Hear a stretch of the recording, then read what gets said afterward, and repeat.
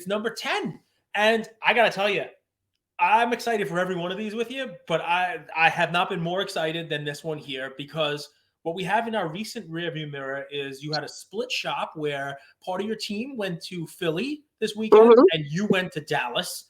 My I first went Dallas. to Philly. Yeah, right. Your first Dallas. So I mean, I can talk about Philly a little bit. You can talk about Philly. You can talk about Dallas. Then we've got a ton of shows coming up. Yep.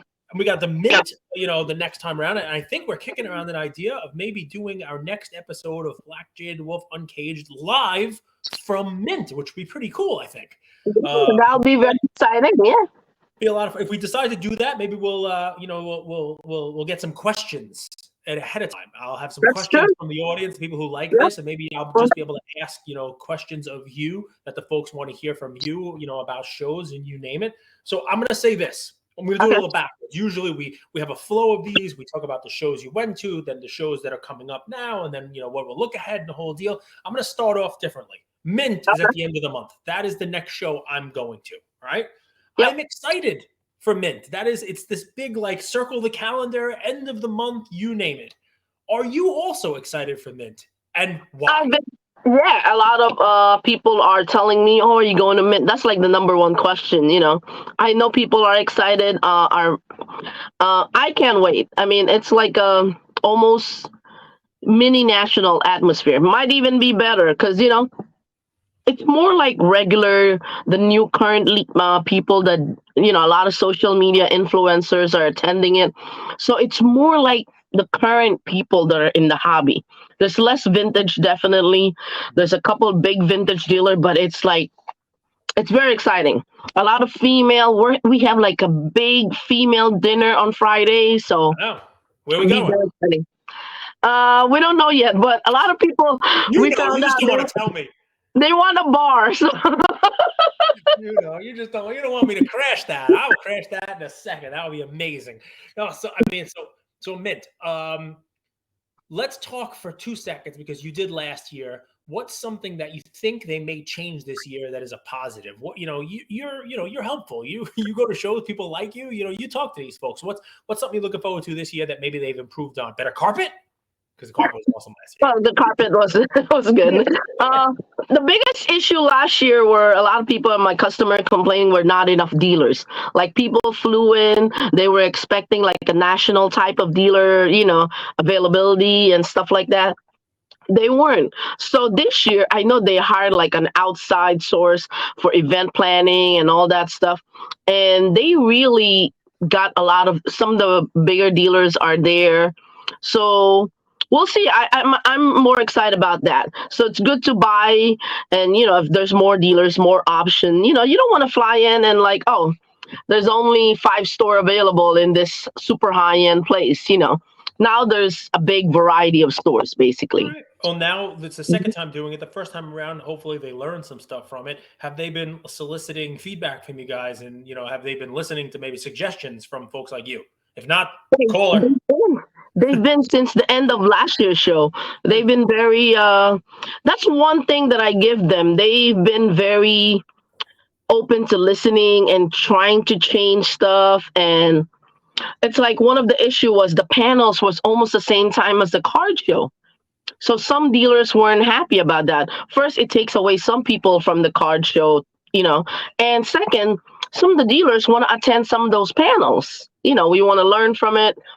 So now they changed that. It's totally different time now. And, I'm hoping, I think it'll be great. I mean, that alone's a pretty good change. And also, give them credit, right? Like I think you just did, which is, a lot of people go into things in life. This is the way I do it. This is the way I've always done it. I'm not going to change. I know better than you. I'm not going to listen to other folks. It seems like, for the show as one of them, it's like, we want to listen and get better. And well, let's be honest. And then if you're set up too, you're kind of paying, a decent amount to set up there. And if you have to take 3-4 hours in the middle of the hottest time of the day to sell, to go attend a panel, it's not very helpful. So, but they listen to that and they change that. And they also throw one of the best party on Saturday night. So. There we go. Well, that's good. I hope it sounds like I don't have an invite to the Friday dinner, and I don't think I was invited to the Saturday party either, which is, typical. Just at You least a just, bridesmaid. yeah, you have a press pass. You'll get in. Yeah. Multi-pass. Lilu Dallas. Multi-pass. Or just tell Andrew to use his charm. That's it. Just smile. The baby blues. Let's go, Andrew. Get us in. Use that charm. Unless he gets kicked out, Yeah, exactly. He can get us in, but he also has an uncanny ability of getting us kicked out. That's how this works. Quickly. Mhm. Well, I mean, listen, so there's a quick road to the mint. I am also looking forward to it because I know there was a variety of dealers there last year. I mean, I remember looking at a Mickey Mantle 52 and then 2 tables over looking at a Chunk Goonies auto and buying it, which was pretty cool. So, I mean, Tons of artists too and stuff like that, which is great. Andy Friedman is going to be there again. There's tons of they do a lot of different variety of stuff. Auction houses are there. There's tons of apps. Oh, and PSA is on site there, which is great. Little on-site grading, never heard a show. Speaking of, and so we can roll. Mint, you were at your first show at Dallas this time. Yeah. Beckett was doing on-site grading. You don't have to jump right into Beckett, but tell me about Dallas. Was it all you expected and more? Give me some good stuff. I was a little nervous because I was doing a show by myself, but luckily Kyle, the promoter, put me with a nice gentleman, like have a good reputation, been doing it since it started. Since even it got big, and he was very helpful. It's hard to do shows by yourself because you have to leave your stuff and stuff like that. Yeah, go to the bathroom and leave your table. Yeah, exactly. If you need it, just need a little break, and stuff like that, you need it. Secondly, but the crowd I'm shocked. It's a lot of people for a regular show, especially going on every 2 months. A lot of people, some people said it's one of the strongest show because it's a start of baseball season. And then some of the people that I spoke with also said, no, it's one of the weaker one. They said the next one could even be better. So, but there was a lot of people. I mean, for a regular show, comparison, right? So a lot of people compared to like an East Coast show, a lot of people compared to a regional show, and tell me about the people. Is it is it like a lot of what we would call flippers? Is it a lot of people, Yes. So that's the hard part because I couldn't buy in the show. Okay. Well, there we go. You couldn't buy. Yeah. I couldn't buy. And I kind of predicted that because it's probably one of the biggest buying show for repack people. I mean, almost everyone that are buying is repack people. And they like clean every boot out. So when you go to boot and they're paying pretty good percentile, so people are not going to sell to me because why? They could just flip it to repack people. So I kind of knew that coming in. So I didn't bring those type of stuff. And, and I'm going to be honest with you, before I even put it out, I already sold everything that I shipped there for repack. So I didn't have to put it out, and everybody asking me, "Oh, do you have anything below 500?" On the second day, I almost have all my 500 and below are gone. Wow. So if you have that type of stuff, it's super liquid. So talk to me, right? And we'll get right back to Dallas and show for a second. I'm gonna maybe this will be a couple minutes longer than our usual fare because I know there's gonna be people listening, who are like me, who've been collecting for a long time, and they collected their rookie cards in the 80s, and they buy boxes, and they open packs, and they go on eBay or PWCC or Golden, and they buy what cards they want. Sometimes they grade their stuff, and you name it. And they hear you say Dallas is a repack show. And they kind of know what that means. I kind of know what that means. I kind of know, generally speaking, what a repack is. But if you wouldn't mind, right, walk me through it. These folks are buying cards, and they are what? They're instead of opening up a box of wax, they sell 100 spots of repacks with potential to get something really good for a price. Talk me through who it is you sell it to and why. Basically any company. It could be a breakers that are, let's say, buying. Lawyer marketing is hot right now. So instead of, they're buying a named license product to put in their product and create a new product, basically. So let's say this is one of the chase cards at $1,000, right?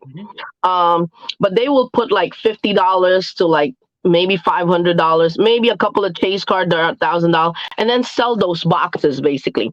So, but the top card, it limits you, they might sell the boxes for $200, How many basically. boxes? So let's do it that way. 100 boxes, $200 a box is Mm-hmm. $20,000. Mm-hmm. All right. So you're going to And they buy put, 200 bucks, and you're the, in, yep. and they're going to And tell some, you in here it could be $50 card. mm-hmm. And most of them have $50 or $100 cards as Yep. a floor. Mm-hmm. And then there's a couple of $1,000 cards And maybe then in there's there. also a few. A lot of them also put like 5 to 250, but a lot of 250 and below stuff, But they're current hot players, at least. Sometimes when you open a name brand like a Panini or a Topps, you could open a $300 product and get like a $5 card as your hit. So you're not getting a $5 card as a hit. The You're premise getting at here least. is these breakers, sometimes they'll break regular wax, you name Mhm. it, but their goal is to get, let's just use your numbers again, $200 per Mhm. mystery Mhm. pack, repack, whatever we're going to Mhm. call it, right? And there's 100 of them. That's $20,000. They Yep. want to go and get $15,000 worth of cards at a show to put in there, Yep. even if they're paying for it near comp, at comp, close to comp. They're giving you good money for it because Mhm. they're not making their money trying to convince somebody to give them $120 for a Yep. $100 card. Yep. They're making their money telling people The that there's yep. $15,000 worth of cards in here. They're Yep. going to make $20,000 on it. They're going to make their $5,000 Mhm. because people are gambling, basically trying to hit one of the cards that's Yep. in there that's worth more than their $200 buy-in. That's the repack. That's the mystery pack. And people Mhm. buy this a lot. A lot, because sometimes, like I said, it's like opening a national treasure for, a few thousand a box, and you could be ending up with like $200 worth of cards only. But at least here, you know what you're getting. And The raw lowest card, works. yeah, the last card, the lowest card you're gonna get is probably $50, But you're also not getting a logo man for 100,000. Right. So, I mean, But it caps your bottom side. You're definitely getting something, instead of buying in a break and getting a team and then that team gets, nothing in the box or whatever it is. Mhm. It also caps your upside. But for me, I'm listening to this and it's funny. I think about shows as, different type of event for different type of people. But like Ian and I open a box every Friday. I Mhm. opened a box of Donruss last week, and I kind of complained about it because we got an auto of somebody from New Orleans Pelicans, a rookie that I didn't even know who the hell it was, right? Yep. But we're going through the rest of the box. I posted that about halfway through. We're going through the rest of the box, and Ian says, "Oh, this is really cool. It's a rookie from Oklahoma City, Jalen Williams, I think his name is, or Okay. something like that." Yep. And it He's was actually playing well. Yeah. a night moves card. Oh, Like okay. it looks kind of like Yeah. a color blasty type thing, and I guess Mhm. it's like a case hit. It's like a short print, like a rare kind of thing, Nice. and they're Mhm. worth a couple $100. But it's not a 10. It's a black foil card that's got some chipping Mhm. on it and the whole deal. I'm not going to send it into grade because I know it's getting a 7 or an 8, right? Mhm. And I don't want to like sell that on eBay myself. If Yep. I were at Dallas, I could, sell this Yep. to a repack person because Yep. it's a cool card. He's playing well now, and it would be a good hit in a repack. Exactly. And most repack don't set up in a show. So there's tons of ways to do it. I mean, there are people I know that's from like East Coast. For like 3 months, they go to different shows and buy and then clean house and get money when they go to Dallas, basically. Kind of like what you said, you open some product, you have some stuff, and instead of going to your local store that might want to pay you 50%, Yeah. you go there and you get, and instead of putting it on eBay and get like 18% on the end or 15% off, and then the hassle of return shipping, and all that stuff, you could get your money worth. Take your son, like you said, have fun for a few days in Dallas. Yep. And move everything. I mean, there are people who's doing, and I know for like the longest time, the last 2 years, there are people who made a living doing that, just buying in their area. If they're from a small town, literally buying in their break room, in their stores, and then clean out when they go to Dallas or some of the bigger show like Chicago and stuff like that. With these And repack folks, providing liquidity for them on cards that they yeah, were able to pick and up the good cheaper thing, at other I mean, shows. some people don't like it, but they're putting the money back in the hobby. Absolutely nothing wrong with it. Nothing Yeah, wrong with it at I all. mean, the only thing is, obviously, it's tougher for me to buy. I literally have a customer that used to sell to me and like, yeah, in Dallas, I can't sell you at a discount, because I could flip it to this guy's, and I totally understand. And, when I see him in another show, he might sell it to me, but it I is love what it is. that, right? Because one of the things that I like to do is open up boxes. Mm-hmm. And normally it's a losing proposition, but how bad of a loss? And a Yep. card, like, that's a perfect example. I can take that card and, I can move Yep. it at a show. Whereas if I brought that card to Hofstra, what am I going to do Mm-hmm. with it? You know what I mean? No one's buying it there, right? They're gonna say, wait, that's not vintage. So right, so I mean, but it also is a fun thing for somebody like you. So here's the fun lesson, and it's funny. I love learning, and even this right here, this is learning for me about the repacks. It's not something I've ever done. It's not something I want to do because I have no problem with it. It adds liquidity. It's deal flow. It's not good knowing your options, and if you're not a dealer, it's sometimes you don't know. But they're also, yeah.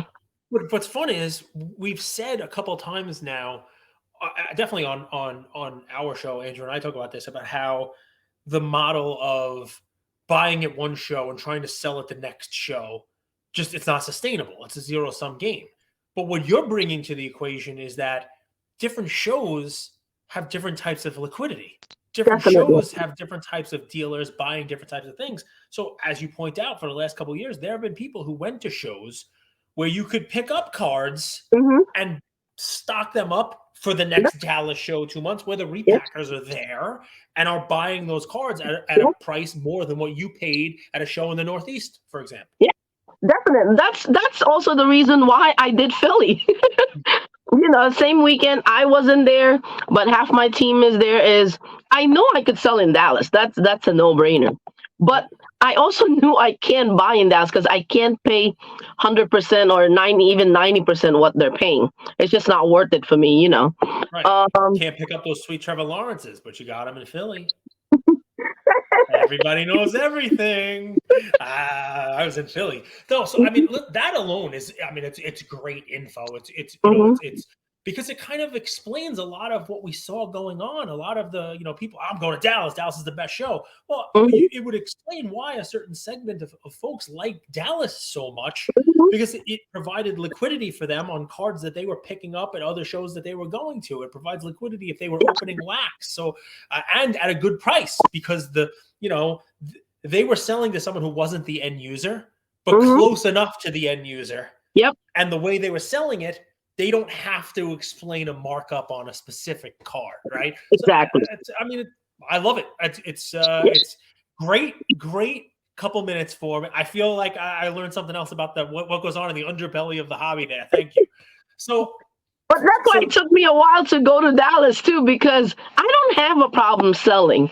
I mean, it's not for everyone, but some people have to go to Philly and meet these people. But I know a lot of these people. That's why I've been selling to them without going to a show like Dallas. At some point, I might not go to Dallas, to be honest with you, because you got to have a big, and the 1,000 and below stuff is, you could sell them anywhere. Right. That's the thing. If you're only going to Dallas to liquidate that, for me, it might not be worth it because I could move it anywhere. But I also move some big stuff, so that's part of it. Before we get off of the repack stuff, you say, hey, you have anything 500 or less going to take. It's got to be like of a player that matters, right? Like, these people are opening up repacks. It can't be like, some kind of scrub, right? I mean, it's 500. No. Yeah, you got to have at least some names, some rookies, and mostly autographed too, or slab. So it's not like, you can't just bring junk. You got to bring some guys that are relevant in the hobby right now.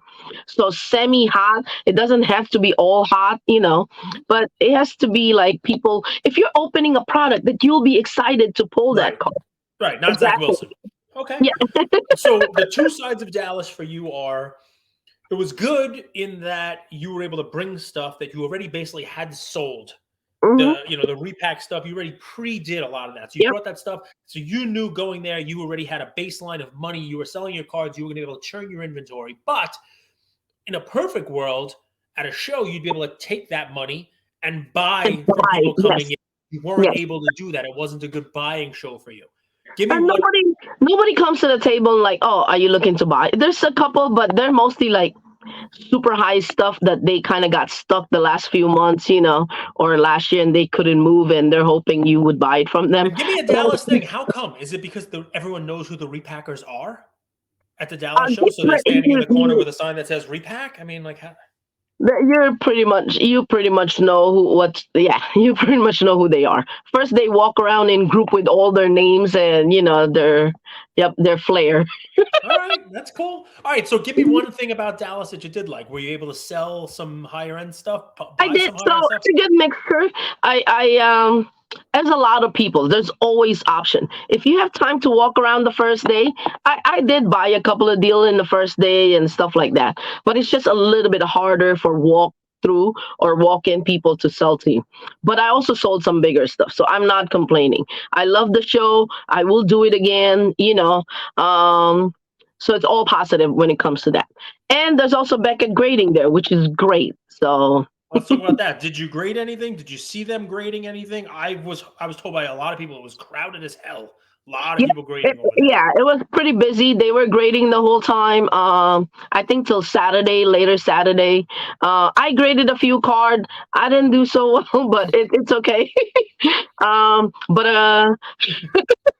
Come I on, guys! Come on, Beckett, hook her up. What are you no, no, doing? no, I'm good. That tells you it's not biased, so which is good. It's definitely true. I mean, you hear of any kind of stories of like somebody buying something raw at the show, grading it and getting a good grade and then selling it. Sometimes those are my favorite stories. The on-site grading creates those kind of stories, you know? Well, that's actually good. I always tell like my regular customer or retail people to, if you pulled a good card, why not spend some money, $100 to like grade it? And if it becomes a BGS 10, that'll be crazy. You Yeah. could get almost 4 times, 5 times what it's worth. It's Why good for not? the show too, right? I mean, you remember you had that happen the last time you sold it was a non-sport, right? And Yep, someone graded it, exactly. they got a good grade, and then They all of a got a sudden it's black like, label, so it's like that's great. hmm yeah. All Now right. I So can't buy the card, but you saw Beckett grading, and I mean, it sounds like you had a good time in Dallas. Usually the telltale sign is going to be, you'll go back. You might not go back in 2 months because it may take you a little while to stack up some more resale, repack stuff. no, Yes. I'll be back in May. Oh, he's back in. When is it? May what? hmm I might have to come. I'm gonna go. May I'll go with you. 20th, I think. Yeah, the next one. End of So, May. All right. All right. mhm. We'll see. If the pool's open, I might have to stay here and hang out in the pool. If not, I may go. We'll see some Dallas. I don't have repack stuff though, so I don't know what I would do in Dallas. I would let you go to the show, and I would just try out different barbecue places. I think that's what I There's some good food. So, would do. Everything. Yeah, look at this pickles, extra pickles on the side. This is good stuff. All right, so Philly. What'd your team think about Philly? the traffic they said was good. Friday was a little slow, they said, but Saturday was good. That is Like I tough. said, they bought more than me. It's just that the time difference is killing me because I go to bed late and they're calling me so early and like, oh, should I buy this deal? I'm like, dude, decide for yourself, Oh, there were a lot of people at your table. I mean, I definitely saw Yeah. that. There were definitely people at your table. I mean, you especially and your crew, very welcoming. You know what I mean? Like you're not sitting there, like this the whole day. Everybody, you're up. There's always questions being asked. You could tell you're doing this stuff. Actually saw. True was looking at a card. She was looking at it, and someone was looking at one of your Josh Allens. You have, I think it was like it's like a blue shimmer Josh Allen. Oh, yeah, yeah, yeah. Was it out of 7 or 9? Number, yeah, It's definitely eight. single Yeah. digit 8, right? hmm So, and someone's looking at it, and someone else comes up to the table, and while he's looking at it, taking it out of the plastic and stuff, says, "How much is that card?" And she's like, "Well, he's That's looking at rude. it right now." But yes, it's rude, and we both agree it's rude. But she didn't say to him, "Hey, Dick, you can't do that." She was like, "Well, he's looking at it right now. hmm We're gonna give him some time to take a look, and I might get to. But please feel free, hang out here, look at the other shows, look at the other stuff I have. Here's some more Josh Allen over here. If he passes on it, we can talk in a minute." It was great. Like it was That's good. great. I didn't have to fire her, but I can't fire her. So. Can't fire her. Exactly. No, but it was great. It was fun to watch. I was there with Ian, and we were kind of I'll But tell they you. bought some good stuff for me. So So, tell which me, is what'd you pick up? Some Trevor Lawrence, I know. the Trevor Lawrence was nice. It was a good deal. But I'm most excited. I just cleaned it yesterday. I don't know if you remember, Topps Chrome came up with a Pokemon one year. It's only Yes. 1 year. So there's some like Techno, it's called the Sparkle and Speckle, basically. Echo. Spectra. Yeah. So those are some rare stuff. Yeah. So yeah, there was a Techno Charizard, Wow. the deal. So the Techno Charizard is like last one sold for like I think 5,000 or something in like a 6 to 8 grade. Oh, there might be one, or there's definitely single digits in nines and tens. Yeah, there haven't been so a nine sold for like 12,000 a year before, and there's no tens that have sold yet. Yeah. So we picked that card up at a good price and all cash because the guy didn't want anything but cash. But it was also he has like complete sets. Wow. So this is like a true collector, and there's tons of old Marvel, Batman set, gold set, complete set that we pretty much bought everything. Let's see how good the condition. Some are okay, but they're like from 1995, 96. So some are not great condition. But if you find any pop one on those, it's a massive card. So yeah, and so you're gonna grade them. Yeah, we're already in the process. Summer is already heading to PSAs. There you go. I mean, that's fun stuff. Mhm. I got a PSA return. So that's one guy like I've been telling people that I'm looking for. But yesterday was the start of the trade deadline. They haven't done anything yet, but everybody was buying Justin Fields already because of the trades. I mean, listen, he got a good wide receiver. He's there. The team's going to be solid. They'll probably get another good piece. They're still in the top 10 draft. What they go back to 9, I think. They're gonna draft like an offensive line, which they need anyway. Yeah. And there's tons of them in this draft, so I think they're hedging towards like one of my sleeper this year. But the problem is he's not that cheap. He's not like Jalen Hurts cheap. Nope. So it's not as easy to kind of.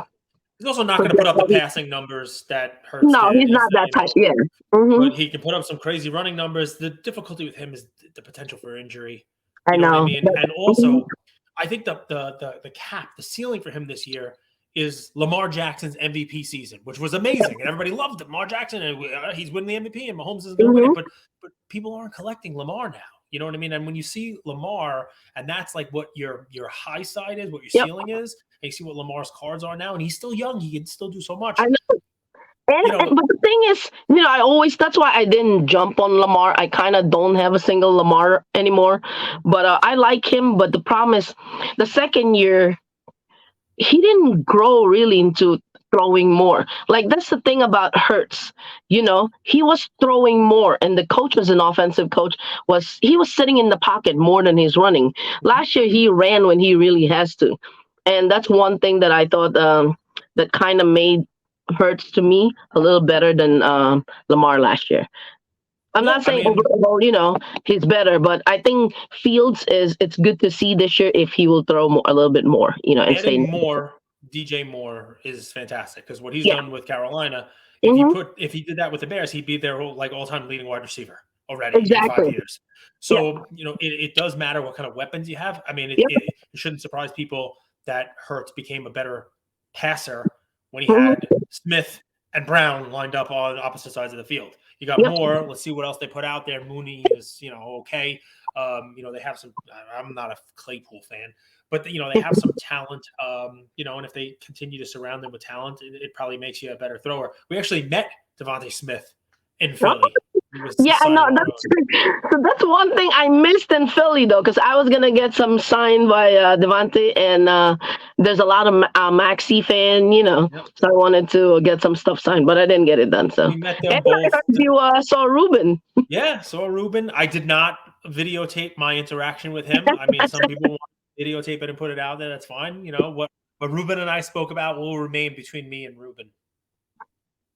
Is that going to be a podcast? It'll always be a secret. No, I mean, listen, let the guy do his thing is kind of what I think. Yeah. He's out there, he's with his players. I saw him joking around with George Niang, which was really funny.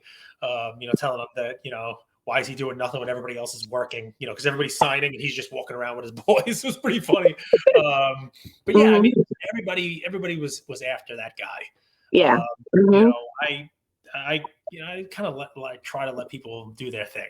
We're the same in that sense, when I meet somebody's like, you don't need to put it on video and stuff like that, Fun interaction with Devontae Smith, though. I was talking to his representative, And because I bring extra cards. If we see them, if they're sitting there, if they're hanging out, they have some extra time, and they'll chat with Ian, my son, and maybe they'll sign something for him, which is great. I bring extra cards. These guys are doing meet and greets. They're meeting their fans. There are people coming in. They're doing everything from crazy fans who have been fans of the Eagles for 20 years to Make-A-Wish, you name it. I bought every Devontae Smith card that I had. Right, I brought everyone, not because I wanted him to sign 30 of them for Ian, but before we even saw him, I saw his rep, started talking to his rep, and I gave him a stack of cards. And I said, Nice. Smith can have them, sign them for the people in the meet and greets. There's a kid there that doesn't have something to sign. He came, there's a card, you can use him. He's like, that's really awesome. He even threw him, and he goes, I know this picture. I gave that picture. What was it? I said Upper Deck. He goes, yeah, I gave that picture Upper Deck. I brought a couple of the the metal ones, the Upper Deck I was gonna say, the street clothes ones, and so I had like a Skybox Rubies of Smith. He's kind of like walking in, he looks like he's got khakis on. I don't know. That's actually the one I wanted to get signed because it's a PMG in mine, the one I have. So I'm like, cool. The Fresh Foundations and the Intimidation Nation, and I gave him. He's like, I picked these pictures out.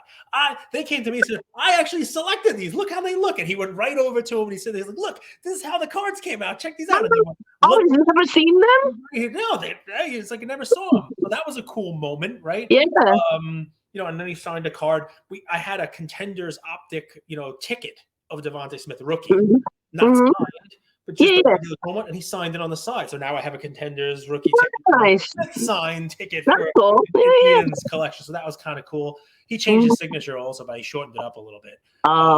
Last year he was signed a little longer, but that was fun. And last week, Friday, on our Friday opening, the day before the show, our Friday opening, me and Ian, was the Donruss box, basketball Donruss, because it just came out last week. And we pulled a George Niang out of there, and we brought that, and it's his first one with a Philly jersey on. So no one had seen it before. He's like, I've never seen this card. He's showing it to his boys. He's like, look at this. It's me. I got the Sixers, so, and he signed it. So that, it's like, that's fun stuff. Yeah, exactly. So that's one thing I love doing, Joe's show, like the Philly and the Chantilly shows, because of those interactions. So Joe is, first of all, Joe's the nicest guy in the world. Yep. And he won't come on camera, but he was with Ruben for about an hour. I can see it. Walking them through, showing them the operation, talking cards, talking shop. And Ruben's done a bunch of interviews. Fanatics has done a bunch of stuff. I will give more credit to spending an hour with someone like Joe, who's been doing this for as long as he has and has so much institutional knowledge about shows and the hobby and the cards, just to listen to him. If Ruben takes any of his ideas, it'll be a good thing for Fanatics. So that alone was a confidence builder for me, that he realized, okay, this is the guy who I should be, spending time with, listening to, learning from, and he did. To me, don't talk to me, talk to Joe. You know what I mean? So that was a good thing.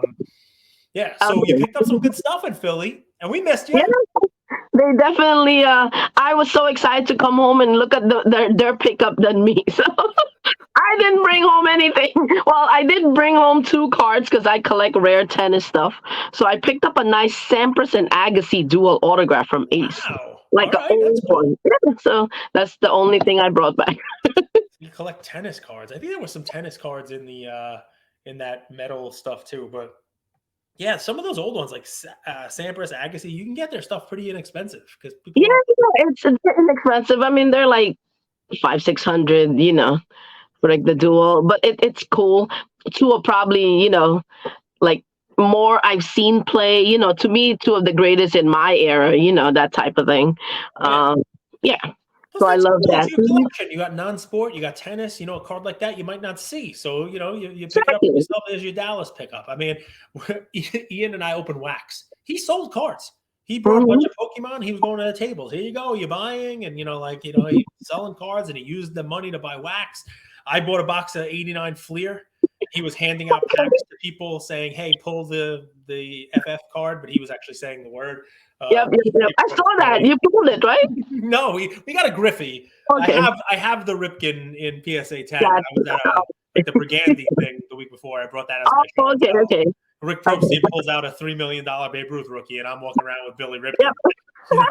It's a little difference, but See, we can show both spectrum, so yeah, that's it. Two ends of it. But I mean, I go there, I have fun. We open up some Pokemon cards. We open up. I open up an '89 Donruss box looking for Griffey. We didn't get one. That kind of sucked. But Ian is putting together. I have a very funny picture because we're at a table in the back where everybody's signing, and we're opening up the '89 Donruss, and Ian is making the puzzle. There's a Warren Spahn, the puzzle.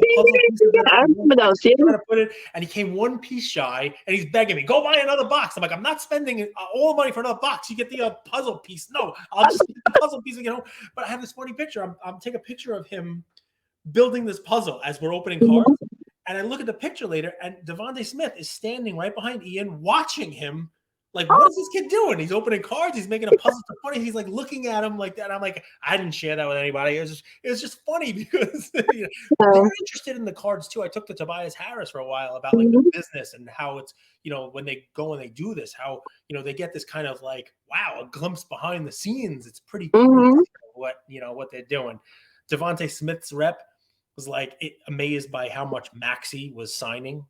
During the season, that show was the day after they had that late ending game against Portland, and the show ended at 5. Maxey didn't leave till like 6:30. Wow! After did all of his meet and greets, did all of his. He's such a good kid, though. A lot of people said so. I mean, real nice, and hypothetically speaking, Devontae Smith's guy was like, in season, there's no way we'd be doing this. You know what I mean? Like, what he's doing. I mean, he's like Maxey's there, and I think they had like a film session earlier in the day, and so I mean, it's cool stuff. We had a blast. It was worth the 5 hours of driving, combined between, one way and the other way. So Ian fell asleep. That's how you know it was a good day. Passed out from too much excitement. Okay, that's good. So you got some Trevor Lawrence. All right. So I always ask you this.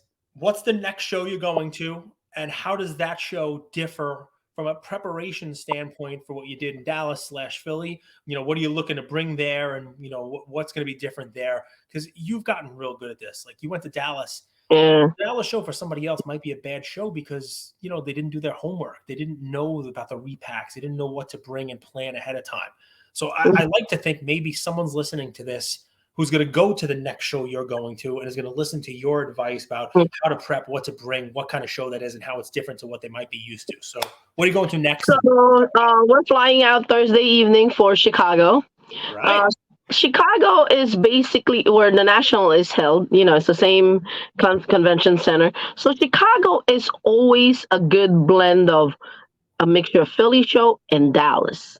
Okay. So there's some repack there, but not obscene amount like Dallas, but there's some repack people there, but there's a good mix of vintage and modern. Not like Philly is almost 80% vintage and some modern, but Dallas is reverse. It's like 80% modern and 20% vintage.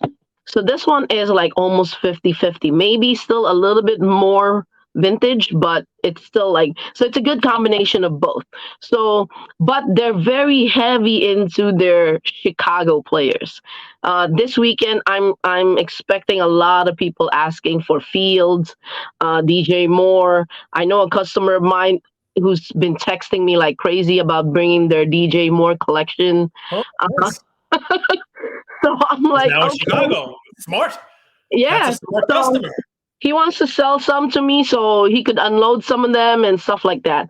So obviously you want to buy some Chicago players. I mean, Bulls, people always want to buy Jordan there. I mean, that's the only place you see tons of Jordan stuff, like a lot.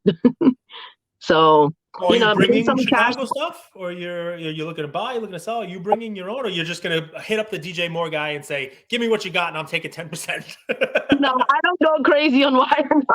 No, not on DJ Moore.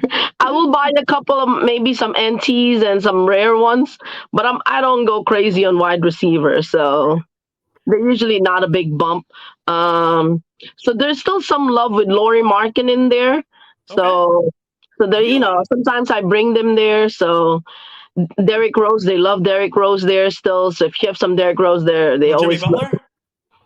Not so much.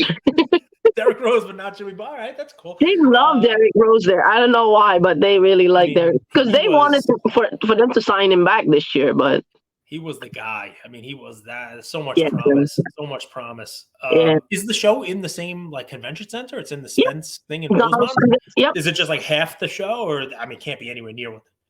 No, it's like no, yeah, it's just half a room, or maybe sometimes even the second floor instead of the main floor.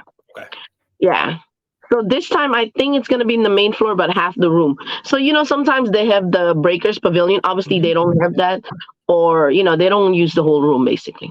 Yeah, still sounds like a big show. Did you reserve your Gibson Steakhouse dinner already? Thanks for reminding me, which I need to, because that place is crazy. You can't get reservation. That's the deal, right? I mean, that's the story. I'm not staying in that hotel. Gibson, I'm not staying in that. I think I got my reservation for the Hyatt this time around. Oh, okay.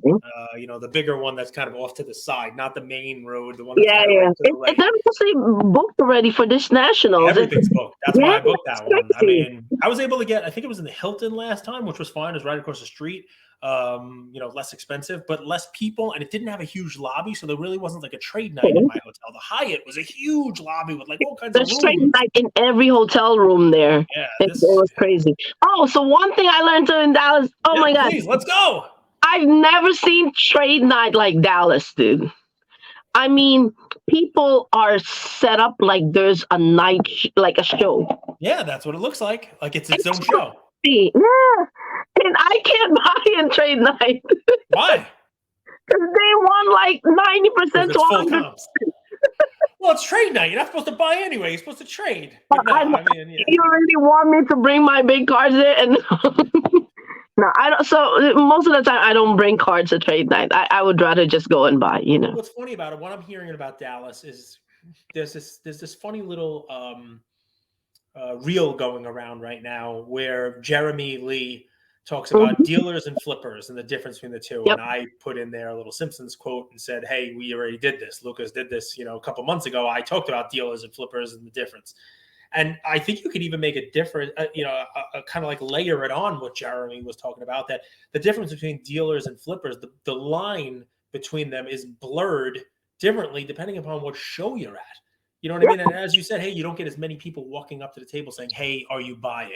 Right? Mm-hmm. The retail buyers. Because at a show like Dallas, even at the trade night, the people who are setting up the trade night, which is usually your retail, it's usually your folks who are your collectors, even they're mini dealers. Even they are setting up like they're a dealer at a night show.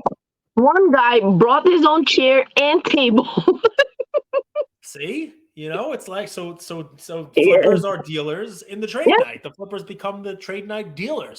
But that's the problem. When they go to regular showtime, they think they're still dealers. Oh, I'm trying to buy I'm a dealer too.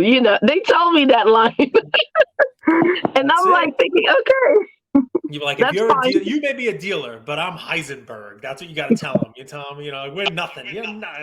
Listen, I like that though. I mean, the more people who are in and educated and stuff, it's fine. Deal flow for you is limited, but lucky for you, you got your million miles. Your Mosaic, your whatever it is in every one of these airlines. So the next show you go to, you'll be able to get the deal flow again. In Dallas, you were able to sell your repack stuff, and every show's got its own kind of thing for you. Definitely, I don't have an issue with that. I don't have a problem with always, going to different shows and buy, and you just gotta strategize and plan better, that sort of. Listen, I love it. This one, easily, I know I say this every time, easily my favorite, because I love learning. I feel like every time we talk, I learn something. Today, I learned a lot. And I know that's the comments we get on our episodes. Yeah, and not on that. That's one thing that I've been seeing a lot. A lot of people are like, "Oh, I always listen to your podcast with Cage and stuff like that." I put it in the car driving to work and stuff like that. I mean, that's very positive. There you go. Look, they're calling you right now. They're like, "Come on, I want to buy a card. Wake up. I want to buy this Trevor Lawrence." No, I mean, I love chatting with you. Good luck at the Chicago show. I hope it's better deal flow. You're able to buy more cards and sell some cards and do all that fun stuff. You know what I love the most? Like, people say that, oh, I'm a dealer. Like the success of the show is how much money I made. You come back from a show, you made some money, but you're like, you know what? I would have liked to have bought some more cards. Like that, it's fun. It's fun to I, listen I to you. usually I base my success based on I need to buy more than I sell that weekend. There you go. Successful weekend. And we will see each other soon at Mint. And it's another Yes. episode of Black Jaded Wolf Uncaged. Thank you. With nearly 40 years as the most trusted resource for collectors, dating back to the first Beckett magazine in 1984, Beckett has been the brand that bridges generations of the hobby. We're happy to be partnering with Beckett and look forward to keeping you all updated on the big things happening at the company in 2023. Beckett. It's the name you know and the name you can trust.